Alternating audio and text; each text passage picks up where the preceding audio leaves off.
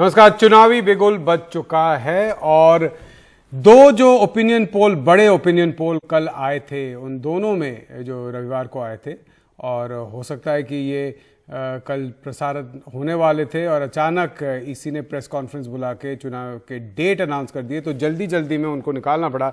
दोनों में एनडीए आगे है और एनडीए आगे है। एक में तो एनडीए सरकार बनाती हुई दिख रही है और एक में बहुमत से बहुत कम, सिर्फ 7-8 सीट पीछे है। एक और छोटा सा पोल भी हुआ है, उसका डिटेल उतना हमारे पास नहीं है। उसमें भी एनडीए सिर्फ 6 सीट पीछे है बहुमत से। मेरे साथ इस वक्त अखिलेश शर्मा है, हमारे पॉलिटिकल एडिटर हैं और बहुत सालों से बीजेपी को उन्होंने कवर किया है, एनडीए को कवर किया है। अखिलेश, मैं ये ओपिनियन पोल का थोड़ा डिटेल देख रहा था और अभी अभी मैंने एक ब्लॉग भी लिखा है जो ndtv.com पे आया हुआ है। तो अगर मैं डिटेल में देखूं तो मुझे इस ओपिनियन पोल में बालाकोट का इंपैक्ट कम और अलायंस का इंपैक्ट ज्यादा लग रहा है। जैसे कि लोग गठबंधन, महागठबंधन की बात कर रहे थे दूसरे साइड पे ऑपोजिशन में, लेकिन जिस तरीके से तेजी से अमित शाह ने सारे गठबंधन इकट्ठा किए हैं, सारे अलायंस जोड़ लिए, तो जनवरी में जो ओपिनियन पोल हुए हैं और मार्च में जो ओपिनियन पोल हुए हैं उसमें गठबंधन का इंपैक्ट बहुत ज्यादा हो रहा है। क्या ये एक बड़ा स्ट्रैटेजी रहेगा? अभी हम बात करेंगे पूरे एनडीए की स्ट्रैटेजी की। क्या ये एक लीडिंग स्ट्रैटेजी रहेगी? देखिए, मुझे लगता है ऑनियन की अभी जो ओपिनियन पोल्स आए हैं इसमें एक महत्वपूर्ण बात यह है लीडरशिप को लेकर के। जो लीडरशिप का अगर आप ट्रेंड देखेंगे तो उसमें नरेंद्र मोदी की जो एक्सेप्टेबिलिटी गिर रही थी लगातार और राहुल गांधी की बढ़ रही थी, उसमें अब एक कह सकते हैं कि एक विराम लगा है। और महत्वपूर्ण बात यह है कि बालाकोट के बाद नरेंद्र मोदी की जो रेटिंग है वो थोड़ी सी बढ़ी है, करीब 4% रेटिंग इसमें जो है एक पोल में बढ़ी है। तो ये कम से कम ये दिखा रहा है कि बालाकोट के बाद लोग जो है वो नरेंद्र मोदी की लीडरशिप को मान रहे हैं। और आपने बिल्कुल सही कहा कि जो अलायंसेज हैं वो की रहेंगे। मुझे भी यही लगता है कि अगर एक नेशनल मूड नहीं बनता है एनडीए के फेवर में, तो फिर जो स्टेट वाइज अलायंसेज है वो एक बहुत बड़ी भूमिका निभाएंगे। हमें यहाँ पर एक बार कंपैरिजन करना होगा 2004 से, जब बीजेपी का इसी तरह का मूड था, इंडिया शाइनिंग की बात की जा रही थी, सारे ओपिनियन पोल कह रहे थे कि एनडीए को 300 से ज्यादा सीटें मिलेंगी, लेकिन जब नतीजा आया तो वो मुंह के बल धड़ाम गिरे। उसमें और अब में ये फर्क है कि तब बीजेपी की 5 राज्यों में सरकार थी, आज बीजेपी के 14 राज्यों में सहयोगियों के साथ सरकार है। बीजेपी के पक्के अलायंसेज हैं, शिवसेना, जेडीयू, अकाली दल और दक्षिण भारत में एआईडीएमके के साथ उन्होंने अलायंस कर लिया है। तो ये अलायंसेज इनके लिए एक बड़ी भूमिका निभा सकते हैं।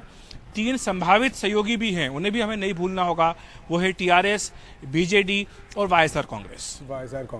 क्योंकि मैं इसलिए कह रहा था अखिलेश, क्योंकि अगर आप देखें कि मैंने ओपिनियन पोल के जो डेटा है उसको थोड़ा सा ध्यान से चेक किया है। जैसे कि अगर मैं एबीपी न्यूज सी वोटर का डेटा देखूं तो उसमें एनडीए को जनवरी के ओपिनियन पोल के तुलना में 31 सीट ज्यादा मिल रहे हैं, लेकिन सबसे ज्यादा जो बढ़त उसमें आ रहा है वो महाराष्ट्र में आ रहा है, जहां पे एनडीए के 20 सीट आ रहे थे 2 जनवरी में, अब 35 सीट एनडीए के, तो 31 में से 15 सिर्फ वहीं से आ रहे हैं। साथ में साउथ के जो स्टेट्स हैं, जिसमें तेलंगाना, तमिलनाडु, कर्नाटका, केरला, आंध्र प्रदेश हैं, उनमें उस वक्त उसमें भी 5 सीट का इजाफा हुआ है, जो आप कह रहे हैं एआईएडीएम के। बाकी में इसका मतलब सिर्फ 10 सीट का इजाफा है जनवरी से। आप जानते हैं जनवरी में तब सिर्फ दिसंबर के तभी इलेक्शन हुए थे और लोग कह रहे थे कि राहुल गांधी का जो स्टार है ऊपर चढ़ रहा है, मोदी जी का गिर रहा है। एक पोल में आपको याद होगा, कार्वी के पोल में राहुल गांधी ऊपर निकल आए थे मोदी जी से, लेकिन जैसे आप कह रहे हैं इसमें अप्रूवल रेटिंग सिर्फ अगर आप प्रधानमंत्री मोदी का देखें तो गैप बहुत बढ़ गया है, लेकिन वोट में वो ट्रांसलेट उतना नहीं हुआ है इस ओपिनियन पोल में। इसलिए मैं कह रहा हूं कि अलायंस का महत्व बहुत ज्यादा रहेगा। बिल्कुल आपने सही कहा है ऑनियन। देखिए, बीजेपी ने कई जगह पर अपने कदम पीछे खींचे हैं, जिसको बोलते हैं हाई हॉर्स पर बीजेपी सवार थी। 2014 के चुनाव में अपने बूते पर बहुमत हासिल करने के बाद सहयोगी दल ये शिकायत करते थे कि उनकी सुनवाई नहीं होती है। हमने देखा कि पिछले 3 महीने में अमित शाह जो हैं वो गए हैं सब दूर, मुलाकात करने के लिए गए सहयोगियों के साथ, और उसके बाद जो गठबंधन है हर राज्य में उन्होंने अपना चाहे सैक्रिफाइस उनको करना पड़ा मगर किया है। महाराष्ट्र की बात करूं तो वहां पर बीजेपी ने कहा कि ठीक है, शिवसेना के साथ जितना शिवसेना ने उनको जो भी अपशब्द कहे हों उन्हें वो भूलने के लिए तैयार हुए और वहां पर गठबंधन किया।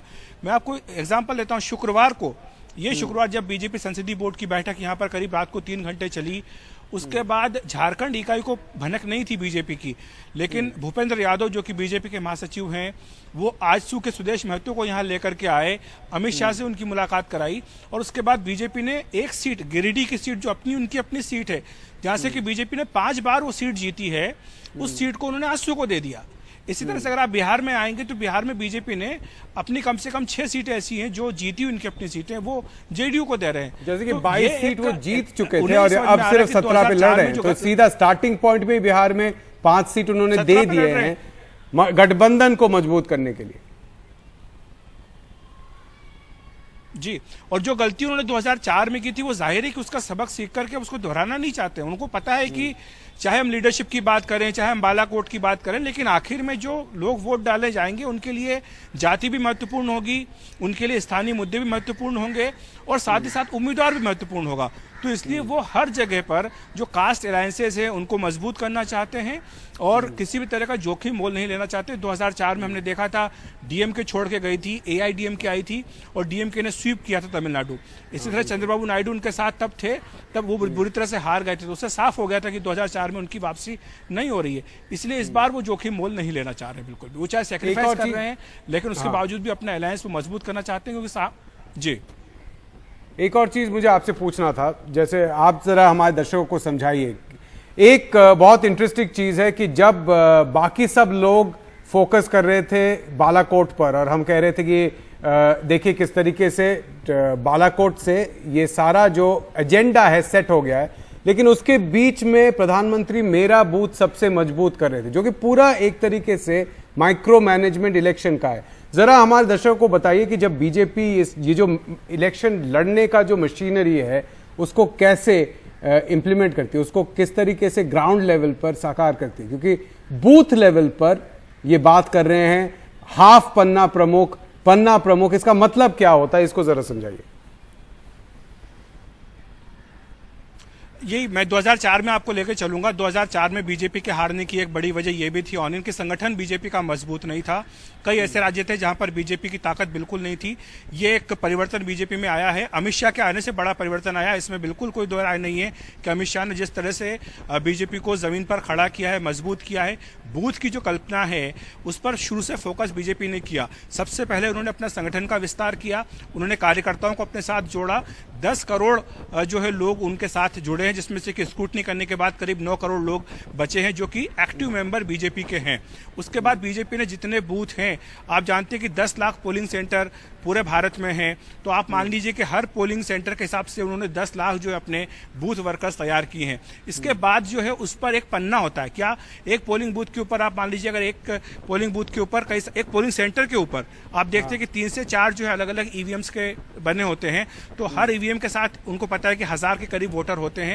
उसका जो वोटिंग लिस्ट में पन्ना होता है, पेज होता है, उसको उन्होंने पन्ना प्रमुख कहना शुरू किया। एक आदमी को ये फार्मूला उन्होंने विधानसभा में इस्तेमाल किया है, रखा, लेकिन ये विधानसभा में संभव है, ये लोकसभा में संभव नहीं होगा क्योंकि इतने बड़े पैमाने पर। तो इसलिए लोकसभा के लिए वो बूथ प्रमुख का कॉन्सेप्ट लेकर के आए हैं। विधानसभा में पन्ना प्रमुख होता है तो लोकसभा में बूथ प्रमुख होता है। तो ये जो बूथ इंचार्ज होता है, इसके पास सारे जो बूथ के लोग होंगे, वोटर्स होंगे, उनका पूरा डेटा इनके पास फीड होगा। करीब 21 करोड़ वो बेनिफिशरीज हैं जो केंद्रीय सरकार की योजनाएं पिछले 5 साल में चली हैं, उनका डेटा उनके मोबाइल में फीड है। उन्हें पता है कि कौन व्यक्ति कहाँ रहता है। जैसे मैं आज घर से अपने यहाँ से निकल रहा था यहाँ आने के लिए, तो मेरे नज़दीक में एक आरएसएस के व्यक्ति रहते हैं, मुझसे मिलने के लिए आए और उन्होंने मुझे बताया कि आपका नाम वोटिंग लिस्ट में है। मैंने कहा मुझे तो पता है, पर आपको कैसे पता है? बोले हमने देखा है कि आपका नाम है। तो वो इस हद तक माइक्रो मैनेजमेंट करते हैं।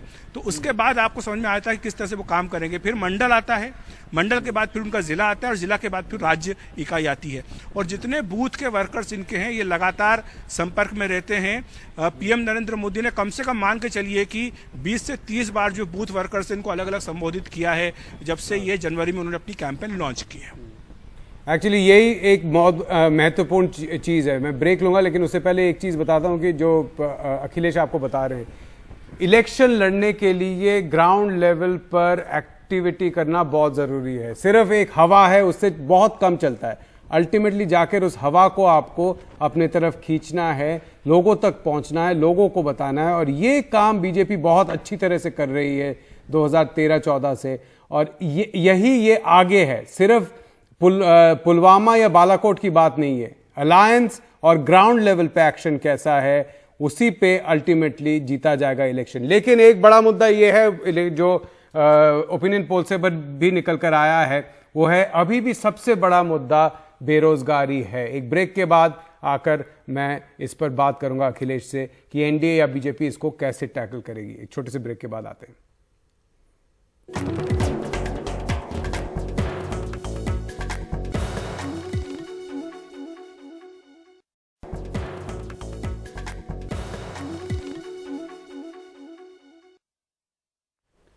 तो लगभग 2.5 महीने में भारत में नई सरकार आने वाली है। सवाल यह है, क्या प्रधानमंत्री नरेंद्र मोदी ही रहेंगे या कोई और प्रधानमंत्री बनेंगे? ओपिनियन पोल कहते हैं, जो कल ही निकले हैं, कि मोदी जी आगे हैं और साथ में एनडीए भी आगे हैं।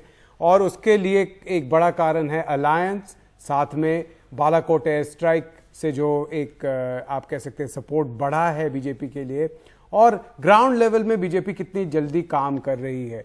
लेकिन एक बड़ा प्रश्न चिन्ह जो बीजेपी और एनडीए के ऊपर है वो है बेरोजगारी। और जो ओपिनियन पोल है उसमें भी एक बड़ा मुद्दा, सबसे बड़ा मुद्दा के तौर पे बेरोजगारी आगे आई है। तो इसको कैसे टैकल करेगी अखिलेश बीजेपी? जब प्रचार के लिए जाएंगे तो क्या कहेंगे? देखिए, कई सारी बातें वो कह रहे हैं, हालांकि हम भी जानते हैं कि उनके पास ज़्यादा कुछ कहने के लिए है नहीं। एनएसएसओ के आंकड़े अभी तक नहीं आए हैं जो कहते हैं कि पिछले 4 दशक में सबसे ज़्यादा बेरोजगारी बढ़ी है पिछले 4 साल के भीतर। साथ ही ये भी हम देख रहे हैं कि एनएसएसओ के आंकड़ों की जो रिपोर्ट है उसको किस तरह से रोका गया। लेकिन साथ ही बीजेपी दूसरी तरफ से अब एक परसेप्शन बैटल लड़ने की कोशिश भी कर रही है। वो ये कह रहे हैं कि सीआईआई की एक रिपोर्ट आई है जिसमें ये कहा गया है कि हर साल करीब 1.5 करोड़ जॉब्स एमएसएमई जो है वो क्रिएट किए गए। ये एक सर्वे सीआईआई का आता है, उसका वो हवाला दे रहे हैं। तो इस तरह से आंकड़ों से ही आंकड़ों को लड़ने की कोशिश करेंगे। लेकिन कुछ आंकड़े उनके पक्ष में इस तरह से भी दिखाई देते हैं ऑन इन कि हमने देखा है कि 21वीं सदी में जो बच्चे पैदा हुए, जो पहली बार इस बार वोट डालेंगे, उनकी संख्या भी करीब 1.5 से 2 करोड़ है। वो ऐसे बच्चे हैं जो अभी कॉलेज में पढ़ रहे होंगे, जिनको अभी रोजगार के मार्केट से कोई वास्ता नहीं है। उनके लिए बालाकोट ये सब चीजें बड़ी अपीलिंग करती हैं। तो मुझे लगता है कि उनका बीजेपी का फोकस उन्हीं बच्चों पर होगा। इसके अलावा जो 8 करोड़ वोटर जो नए जुड़े हैं, वो उनमें से कई ऐसे जरूर होंगे जो कि जॉब्स मार्केट पे जा रहे होंगे, नौकरियों की तलाश कर रहे होंगे। तो ऐसे लोगों को वो कैसे मनाएंगे, ये एक बड़ी चुनौती बीजेपी के सामने रहेगी। क्योंकि हमने 2014 में भी देखा था कि जो नए वोटर्स थे वो बीजेपी के पाले में काफी हद तक आए थे मोदी के नाम पर। तो अब वो 8 करोड़ जो भी नए जुड़ रहे हैं वो साथ में आएंगे या नहीं आएंगे, ये देखने की बात होगी। और एक आखिरी जो बड़ा मुद्दा रहेगा वो है किसानों का मुद्दा। पीएम किसान लॉन्च हो चुका है, 2-2 हज़ार रुपए बहुत लोगों के पास पहुंच चुका है। लेकिन क्या ये काफी होगा? क्या बीजेपी के अंदर लोग क्या समझ रहे हैं? क्या इससे एक बदलाव आएगा ग्राउंड लेवल पर? क्योंकि हम जानते हैं कि किसानों की जो हालात है वो काफी खराब है। जिस रेट पे इन्फ्लेशन है उनके लिए, उस रेट पे उनका इनकम नहीं बढ़ा है। ये सरकारी आंकड़ों से ही पता चल रहे हैं।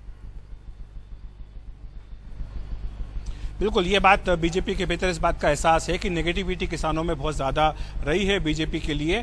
और उसका एक परिणाम उन्होंने देखा भी है जब मध्य प्रदेश, छत्तीसगढ़, राजस्थान में वो हारे, जहाँ पर कि कांग्रेस ने धान का जो समर्थन मूल्य उस पर बोनस दे करके 250 रुपये प्रति क्विंटल कर दिया, या फिर कर्जा माफ करने की जो बात की गंगाजल हाथ में उठा के, तो उससे बीजेपी को सीधा नुकसान हुआ।